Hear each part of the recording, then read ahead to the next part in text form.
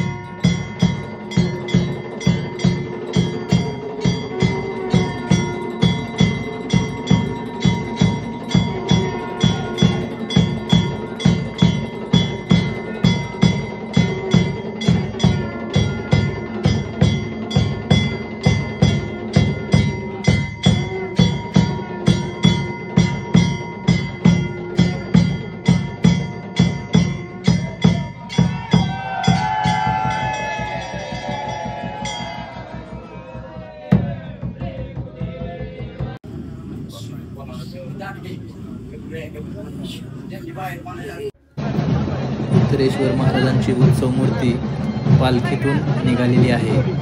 पालखी सजावट केलेली आहे. ढोल ताशांच्या गजरात सगळं वातावरण भक्तिभावानं बहरलेलं आहे. गावातील सर्व तरुण मंडळी, महिला मंडळी यामध्ये मोठ्या संख्येने सहभागी आहेत.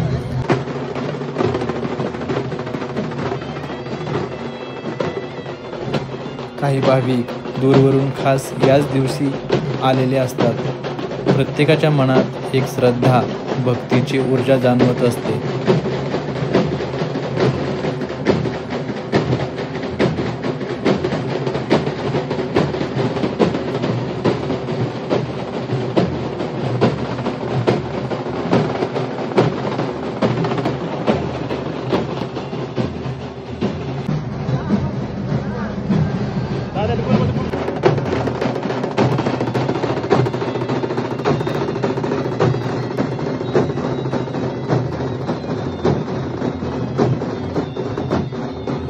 पालखी छबिना प्रवेशद्वारातून येत आहे. प्रवेशद्वाराच्या वरती पालखीवरून फुलांचा वर्षाव होत आहे. पाहू शकताय आपण किती सुंदर वातावरण आहे. येथून पालखी गावातील मुख्य रस्त्याने मार्गस्थ होते. या ठिकाणी सर्व भक्तजन पालखीसोबत अतिशय आनंदाने पालखी सोहळ्याचा आनंद घेत असतात.